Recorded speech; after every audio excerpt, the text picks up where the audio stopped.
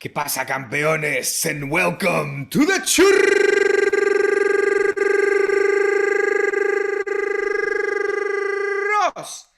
y Tácticas Podcast. You know, today's one of those days where I don't have to look at the top right corner of my screen to see exactly which day and date it is. Because, ladies and gentlemen, today's October 5th, 2021, which means that this old boy right here, your campeón, your culé, your co-host of Churros y Tácticas, has just completed his 40th year on this planet Earth. Yes, ladies and gentlemen, it's my 40th birthday, and I was going to go ahead and go churros for 40 seconds, roll 1 hour out for 1 second, or so, basically 40 seconds of churros, but that seemed a little ambitious as I got started. But in any case, thank you. Welcome to the pod. Welcome to the show. Kiyan is, of course, with me to celebrate this grandiose occasion of both of our clubs sucking and the anecdote, the side note of my birthday. But Kiyan, welcome, baby. We were kind of like in a limbo. Over the weekend we were saying who's going to do the intro, or we even contemplated whether we should cancel this churros. But we had to, of course, in the good times and bad, we gotta be there for our people. We'll never actually cancel. You know that cancel. That would be really that would look really terrible on our part to do that just because our team's lost. But certainly, like, when Espanyol were up 2-0, it was like, man, you know, there was like when Benzema scored. Say that again, please, because I knew that wasn't gonna last. By the way, when it got 2-1, I was like, they're gonna fucking bottle this shit. When Benzema scored, I was like, oh man, Diego's gonna lose his shit if we pull this one out of our ass, man. What a goal as well. Jesus. It was a beautiful goal. It really was. Culés all around the world so confused how excited you were during the intro. They didn't know it was your birthday. Is this the first time a Churros episode has landed on one of our birthdays? Because I don't remember this happening before. Yeah, I don't know, man. I mean, you know, it is the 40th, so it's one of those that will stand out. I don't remember saying like my 37th we did that one together. I can't tell, man. I can't tell. I don't think so. Maybe it is. So either. Our loyal listeners might have to remind us. Just in case we haven't had the conversation before, you're an October baby, which is very fitting for my family because I'm an October baby. My dad is an October baby. My sister's an October baby. Your dad? All right. Wow. It's like my dad's the 3rd, just 2 days prior. Okay, cool. Got it. Nice. My sister is in a couple days. I'm the 28th. I'm always the 28th. I'm the 28th, but I'm always every year. Every year, man. Shit. It just falls on the same day somehow. But it's always during Classico time. Always. It's always late October Classicos. Yeah. So I always have either a great birthday or a shitty birthday because of that. So we'll see how it goes this year. Well, this time Espanyol handed your asses to you, which was a great pre-birthday present for me. Obviously, we did come off of the back of losing a game that we could lose. As much as other culés, right? Sorry, you don't hate Espanyol as much as other culés do too, right? From what I remember, it's our little neighbor. It's like the neighbor you don't want to really, beat up and bully on because you feel bad enough for them already. It's not that I have any liking or sympathy towards them. I just, they're not good enough to really threaten you or really bother you that much. Well, they've taken away leagues. From a political perspective, they annoy you.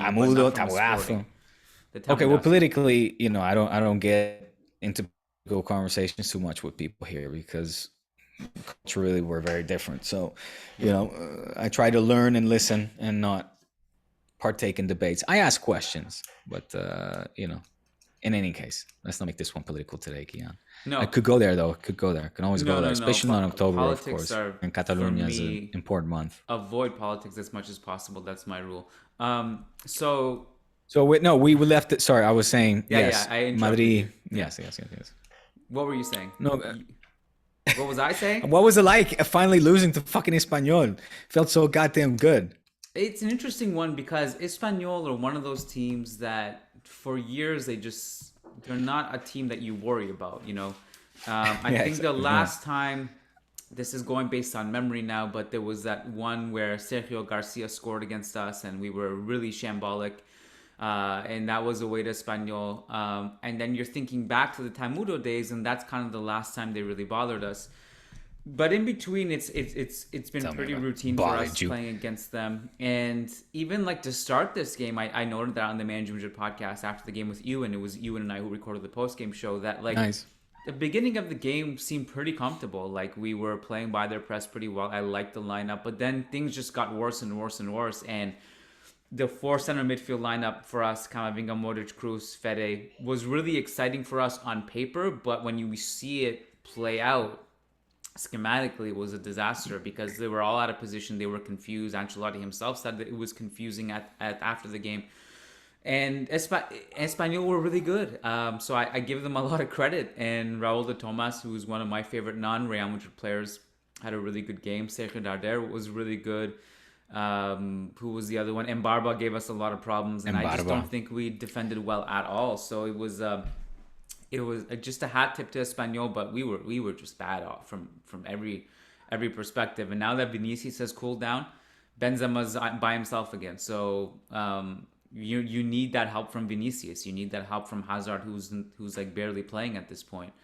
And Benzema's just been incredible. He's the one like shining light, but I mean, he's the poster boy for La Liga, according to Tebas. Said, yeah. Well, you said it was going to be Pedri, but Pedri's kind of fallen off because of injuries and stuff. But no, and Tebas said it. Tebas said that right now he's the, we value Tebas' opinion. Yeah, the Messi of La Liga. Listen, you can say what you want from Tebas, whatever he has with Florentino. It's obviously very deep. I understand that Madrid says I'm not going to side with Tebas on anything. Who sides with Tebas? No one sided. The Barcelona fans don't side with him. He said something very complimentary towards Benzema, and he just said that he's the player, the most important player of the league right now. What does Joya think? What do the kids think, though? That's the real question. Oh, you heard? No, Benzema. No, he's not. Yes. Listen, I mean. Listen, Espanyol have got, they put together a nice little team. I was going to say nice little team. This sounds very condescending in a way, but also very, very simplistic, I suppose, because they did get relegated. But we remember that during the winter market, the season they got relegated, when they got the Mbarbas, Raul de Tomas, etc. Yeah. They got some interesting players in that transfer window, and they were supposed to stay up. I haven't really been following them closely. I was just pulling them up now to see exactly where they are in the league standings and everything. But it shouldn't be a surprise neither to us that they are competitive necessarily. They came up from Segunda in very convincing fashion. They were kicking ass down there in Segunda, you could say, and.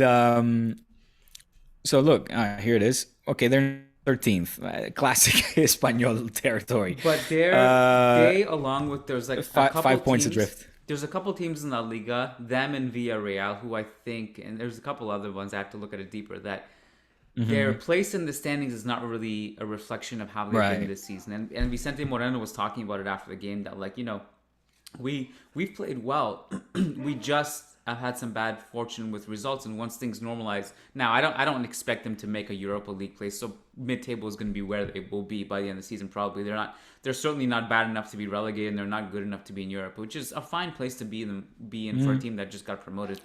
But you saw it with Villarreal too. Like now they beat Betis again. Danjuma's on fire, and like things like that will normalize. You'll see where they're supposed to be as the season goes on. And this is happening with Real Madrid too, where they started the season at the beginning where they were scoring like as if they were some kind of offensive supernova. It just cooled down. And I've said this before. They're still ahead.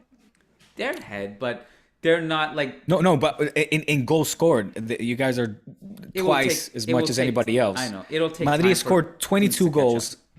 22 goals compared to Atletico's 11. Just saying like that. And the last 3 games, we've scored 2 goals and combined, and 0 against Villarreal, who are a very organized team. And you saw that Espanyol, a low block, which is not something we faced much this season. Also, we had trouble opening them up. They were very compact, very close centrally. Ancelotti didn't have like any wingers until Rodrigo came in because Vinicius was playing more centrally too in a 4-4-2. Those are all things that happened, and once you start playing better defensive teams, this was bound to happen because our press hasn't been good and our defense hasn't been good. So I think things are just starting to catch up. Is my point? They're normalizing a little bit, and what we saw at the beginning of the season wasn't.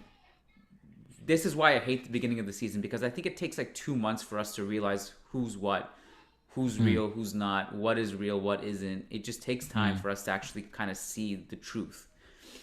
For things to consolidate. Yeah. You kind of peak and then you go down, right? You hit your stride, you peak, then you go down, and then at some point you kind of consolidate, much like the cryptocurrencies. But bro, tell me something. Yeah. I don't know, just tell me something. No, I'm joking. We haven't spoken since the sheriff came to town. No, that's not true. We spoke Friday. We talked about the sheriff. Yeah. Now, because a lot has been said. Call them, the up the ones that really need to hold on to grasp something and find the bright side of it all. I've said, Real Madrid lose against Espanyol and the new sheriff in town, while Barça lose against Bayern and Atletico. Does that argument hold any weight? Repeat it again, in your brain? So while Barça lose against teams like Bayern and Atletico, Madrid is losing against Espanyol and Sheriff. Does that argument hold any weight? I mean, are you basically saying, Barça are going through a very tough streak also because of the competitions that they're facing? They'll be higher up the league table, or are you saying like, listen, this month of October is going to be make or break, and it'll define the season for Barça because they're going to lose against Valencia, or they're going to lose against Kiev, they're going to lose against Real Madrid in the Clásico, and Well, it's all hell. Basically. You guys also have a game in hand, right? So if you win that, Sevilla, though. Sevilla. That's true. Sevilla. It's Sevilla. It's true. And they've been so good defensively this season. Right. But you guys also drop points against Cadiz, Granada. Well, those two, and then obviously Benfica, who are a good team. But that's always been true about Real Madrid. We lose against teams that are, quote unquote, inferior to us, like from a budget, from a tactical, from like on paper standpoint, and those are the games we just drop historically, and we've always been more confident against big teams than we have been against small teams. That's why, I think there is maybe merit in that, but I also don't think like Barcelona are also dropping points against everyone, and so. I think that but that's a draw, right? It could end 3-3, and I mean the point's a point. It's you don't lose necessarily the championship. Remember last season we were written off in November, and became basically with a hand's reach on the cup to win La Liga. Even though in the end, obviously, it marked the distance, and the distance in squad and quality is obviously evident, and it is what it is between Atletico and Barça. But the point is there. November we were written off, and then we came back. Do you think that could still happen? It can happen, and I think it will happen because I don't think it can get worse for you guys. I'll just say that. Like I don't think. Could. Imagine losing now Valencia, Kiev, and Clásico. These three games. That's true. And a game in hand, and Sevilla. It's big. So. You can't answer this, man. This sucks. But okay, let me answer it. Let me try to answer it, or maybe I'll ask you. Just on your eye test, just on what you see from Barça now. That game against Atletico, and I won't we talked about Benfica already, right? We talked about what was the other one? We talked about Bayern. Those are the two big ones that were embarrassing. This one to me was like almost up there in the sense that Atletico just felt really comfortable. I felt like yeah, they did. And that plus like the off-field implosion of like you see like, did you see the clip of Alba about to come on the field and they tell him to come back to the bench and he gets pissed off? Did you see that? I didn't see that. So there's this clip. Obviously Koeman's in the stands, but Alba's warming up and he's about to come on the field. And the assistant managers, and I'm sorry, I don't know their names, but they called him back, and then he was like, "Am I going on?" And then they were like, no, go back and sit down. And they said it in a very like almost dismissive way, like, no, go back. And he's like, what the fuck, man? Like, I'm ready to go on. And obviously, like, Koeman was like, no, send him back to the bench. And he got so pissed on the bench. He was like so confused. So that plus like Koeman calling out Nico after the match, which was so like, okay, I get it. It was not a good defensive sequence from him. I'll be the first to tell you that. He should have tracked Lamar way better. But you don't call out a kid like that, man. Like it's not the right way to gain the confidence of your team. And Nico's been really good overall, considering he's the age. He's been thrown into the fire, and obviously he didn't have a good game against Atleti, but come on, man. Like, you gotta, and then just the fact that he keeps telling Laporta, this squad is what it is. No one can do better than this. I bet you someone can do better with this team than Koeman can, because you can just see the mistakes that are being made. You can see the lineup selections. You can see the defensive issues. You can see the positioning. You can see all that stuff. You can see the fact that they can be better than this. They're just, So I just feel like he's putting a limiting belief and a limited ceiling on the team that shouldn't exist. Why are you laughing? Because I'm watching the images of Jordi Alba getting sent to a seat. Bro, you're not doing justice to that description. That is fucking, really? If I've seen anything, I thought I was being too dramatic. That is actually. awkward. It's worse. Awkward. Like, it's worse. It's really awkward, man. And Larsson's just like, go sit down. Which one is Larsson? Is he the one who kind of dismissed with the glasses? Yeah, okay. And then you got the dude sitting next to him. I believe the other one is actually. Right? And he like points. He's with his cheek and he points at Koeman like. Because Jordan's so like, what the fuck? Dude, it's not our he's fault. Like, what? And he's like, it's really funny. You got to Google it. Oh my God. I'll put it in Patreon or something, on our Patreon page. I'd like to say something about, like, because we haven't talked about tactics and stuff yet, but if you watch that goal that Atleti scored in that moment, it feels like the play itself starts off like non-threatening at all. It's a nice vertical pass from Hermoso to Joao Felix. And in that moment, Joao Felix receives the ball. It's not a huge threat, okay, because Araujo is right on him. But the way Joao Felix drops his shoulder and just turns Araujo is so beautiful to watch. And I've always had a soft spot for Joao Felix because I like people who play the game in an elegant way. I feel like I just like the style points, that he plays with. He kind of has the bounce that Kaká has in a way, but not in a quick way like Kaká. But just I like the way he plays. It's an elegant style of play. And the way he just turns around Araujo, takes Araujo out of it completely, and that just opens up so much space. But then from there, you see like how it opens up, and as much as it's a discredit to Nico for not tracking Lamar, I also just like the way Atletico just were able to shift in and out of Barcelona, in and out of places, and the way, Lamar dragged away Araujo, because Araujo has to fall back, and then the way that ball was played into him, it was really nice. The way they opened Barca up, and then you see the signs of Piqué and the scenes of Piqué and Busquets arguing with each other after the goal, and then that didn't help at all because it was just Atletico kept doing that same exact thing over and over again and getting their spots. And you just and look at the Suarez goal. The space was even worse on that one. When Suarez scores, you could see like he did the thing where he went like this, right? Like inside, he's just like, oh, fuck you guys. Like he was like, you could tell like, and then they did the phone call motion to Koeman. You can't. The only way this could have been a better story is if Griezmann scores off the bench. But Griezmann was so bad off the bench. So I was like, but if he scores off the bench, then the story just becomes so much more beautiful.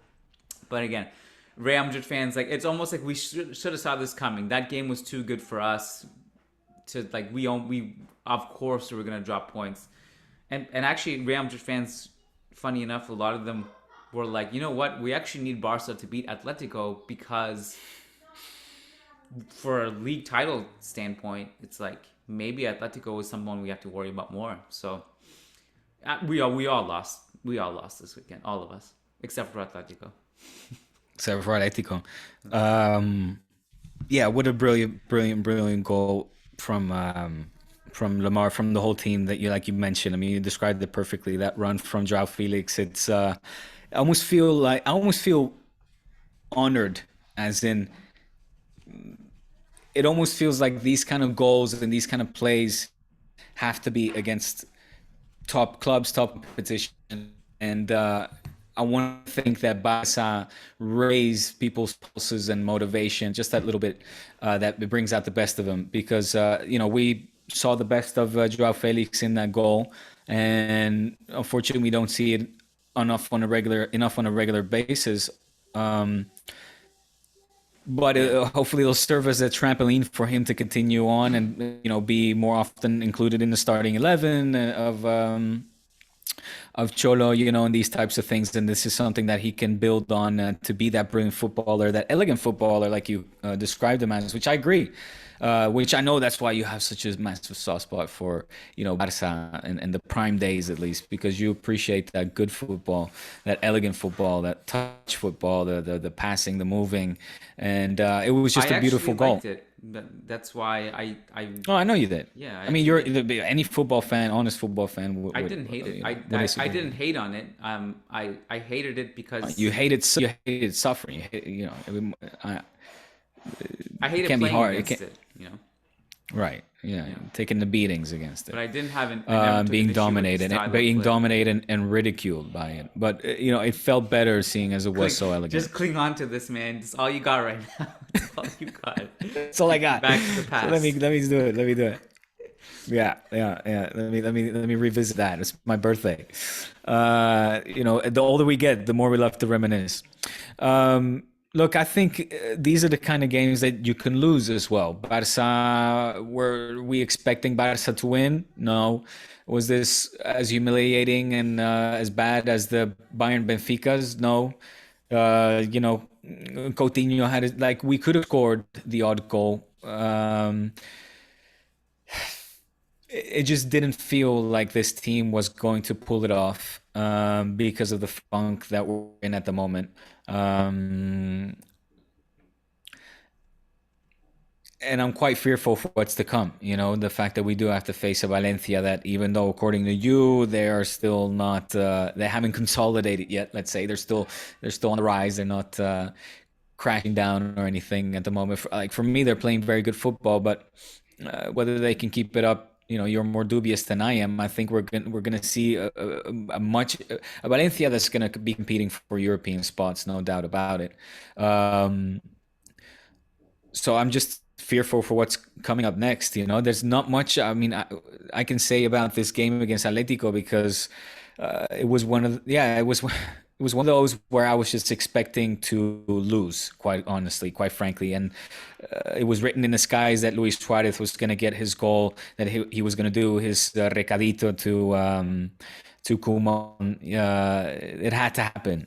Felix had to have that run. Lamar goal, a great team effort for that matter. Luis Suarez scoring against his own team. First, mind you, pidiendo perdón, asking for forgiveness, which you can say what you want. He is still culé by heart. I think that Barca is the club that is dearest to his heart. He's had his best time at Barca, and even afterwards he said, as culé, I suffer for the position that the team is in. So, but he's not going to stop from scoring goals. He scored goals against all the teams that he's ever played for, or for the teams that he's ever played for, whether it's Groningen, Ajax, Liverpool, Barca, or now Atleti. He's going to do what he's going to do. He's a poacher. He's a killer. So, but he also ran his ass off. He worked his ass off. And the question is, when was the last time that we had seen him work so hard during his time with Barca? Well, not that much, or not as often. There were big question marks about his knee, his health, his motivation as well, his day-to-day, and his salary. So quite frankly, to now reminisce or to backtrack and say, oh, we should have never sold him. I hate these people that come out on Twitter and are so opportunistic to throw out stuff like that. And even if Griezmann would have scored, I would have said, yeah, well, okay, well, with Griezmann, obviously that's a topic for the Friday pod, but we've had those conversations already, so let's not go into that. But In any case, my point with this, Kiyan, is that this was a game that we could have lost, that I expected to lose. That also in the past, in the best days of Pep Guardiola and Luis Enrique, Cholo made it very difficult, or Atletico made it difficult. So, what am I going to get out of this? Just look ahead, and it's things are confusing right now in Can Barça, or they remain confusing. And yeah, look, you mentioned what Koeman said, and you wonder if that is the best way to motivate a team that you're leading, for sure, no doubt about it. Well, I mean, and you mentioned, this is in a lot of ways routine against Atletico. They always make it difficult, and what Simeone said after the game stands true, where he's like, we felt like this has always been the level of these two teams when we play against each other. It's always been close, but the difference is that they don't have Messi anymore to balance, to make up for it, right? So I think that obviously freaking really matters. I mean, it's Messi can do things in a game like this that, I'm not saying Barca would have won, but certainly it's on the table that they could have won with Messi on the field, because he can just pull some stuff out of his ass. I do think, and I asked this to you, and because you and I were talking about your situation on Sunday, we're just so obsessed. We're talking about Barcelona on the Real Madrid podcast all the time.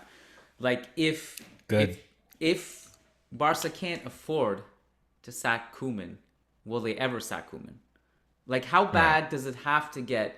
Like, if you lose Kiev, Valencia, and Real Madrid, is he still there because you can't afford to, or at that point you're like, whatever it costs?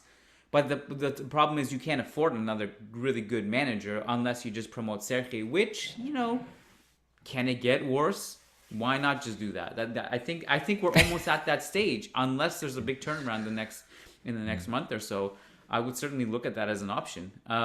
Especially given the fact that there are so many young players in this project anyway. What's there to lose at this point? To me, when you look at the relationship, it seems irreparable between the players and Koeman. But I will say this, and I said this a lot. Once Ansu gets back, it could change, right? If you start getting Memphis some help. So I'm curious to know what happens there. Memphis needs some help. Yeah. Things undoubtedly you'd expect them to at least improve, for efficiency to be higher once the starters come back, the Ansus, Dembélés, Koens, Braithwaite. I always forget about Koen. Like, always, that he's just even there somewhere floating around. It's crazy. What's his situation? Is he registered? What's going on? I forget. Yeah. Well, there are talks after the break. That at some point after the break. Koen actually, I mean, who knows what version of Koen exists now after this injury, but actually makes it a little bit interesting if you have Koen, Ansu, and Memphis. We were aiming for half hour, and Dembélé. Well, I barely count on him because it's like counting on Bale and Ousmane and Dembélé. We were aiming for half hour. I think we hit it. Okay. Anything else? Not much except ball is back. I've started watching Last Dance again. Yeah. This is something. I saw your tweet about Space Jam. And so listen, it's really funny because coincidentally, well, I guess not so coincidentally, because obviously Space Jam 2 is out, and therefore all the merch and the posters and the make Happy Meals and whatnot, and it's being pushed all around us. So I took it upon myself to actually show Space Jam 1 to my kiddos. And needless to say, my boy has fallen in love with Michael Jordan, even Joya's too. She's like, oh, Michael Jordan, Bugs Bunny, Michael Jordan, Bugs Bunny. And they're just like dunking on each other with pillows or doing the Jordan. Like, great. And I'm like, wow, that's the power of Jordan from, Space Jam, but from like a half animated movie. They already see the aura, they understand, like, just is that powerful, right? Like they're that mesmerized already. And of course the fact that he came out with Bugs and Daffy Duck and the Taz and the whole crew obviously made it so much better for them. But they're constantly asking about Michael Jordan. We've seen Space Jam 3 times already in the span of a week. They can't get enough of it. And then I was watching. I'm on the third capítulo, the third episode of The Last Dance again, because that made me want to watch The Last Dance again.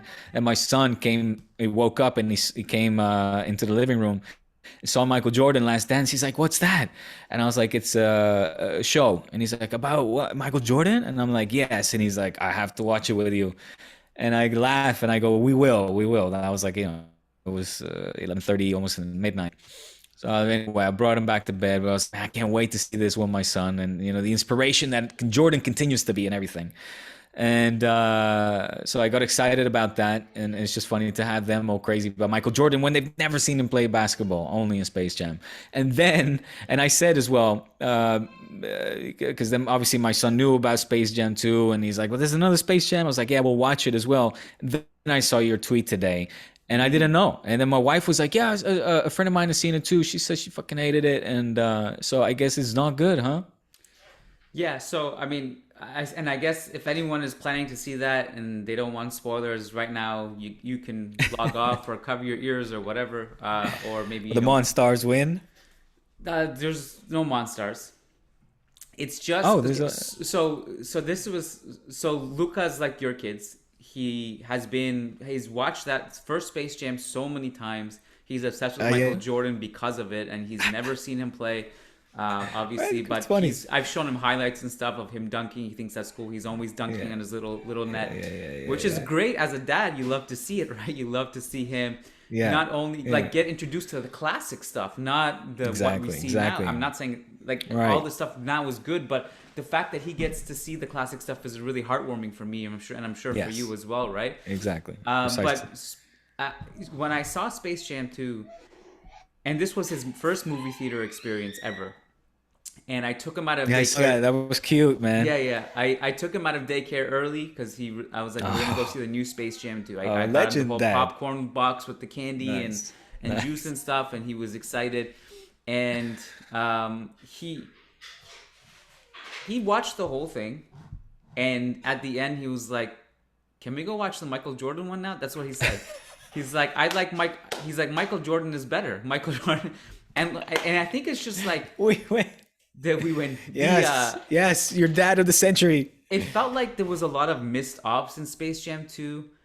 There wasn't enough references and winks at the first one. There wasn't. The script sucked. The story sucked. It was very cringy. Michael Jordan also has a much more charismatic character on screen and acting ability. The acting was much better than the first one. It's Michael, man. It's fucking Michael. It is, but like at least like I understand he had the standard high, but they didn't even come close. I felt they screwed it up, and I left the theater actually angry because I understand I didn't expect it to be good, but I also expected it like this is a iconic movie from our childhood. You can't just take that and make this. You have to like bring in next time. Let's pretend this doesn't happen. Bring in Christopher Nolan. Bring in Hans Zimmer. Bring in bring the whole team. Bring them all in. Let's make this properly. And bring LJ. Bring Muggsy Bogues. Bring fucking and more references to the first one. And this is ultimate spoiler, so please cover your ears. But like MJ's not in it, and like. Yeah. I don't care. Drag him off the couch and be like, and just get him in there somehow. Like, somehow. Even my wife was like, because we were then talking. She was like, "Oh yeah, this is the second one," and I'm like, "Yes, with LeBron James." And she goes, "It's not with Michael Jordan." And I'm like, "No, they have to take somebody new, like the new big superstar." And she goes, "Why? Why didn't Jordan just do it?" And then I was like. Yeah, actually, why didn't he do it? That would be funny to see, like, 60-year-old Jordan with still obviously fabulous, amazing style, just impeccable, but with a bigger gut and more of a grandpa attitude. Yeah, or at least like if he's not the main guy, bringing him in as like the mentor, like who comes in at the end, and he's like the Jackie Chan to the Karate Kid. Like he's like the wise guru who comes in and helps out or something. Anyways, you gotta go. Kids are screaming. Sorry, my wife was just... All good. You go. Happy birthday, my friend. Happy 40th. Hopefully see you soon. Thank you, sir. And we will catch up, and we'll see you Friday over on patreon.com/Churros y Tácticas. Take care, my friend. Peace.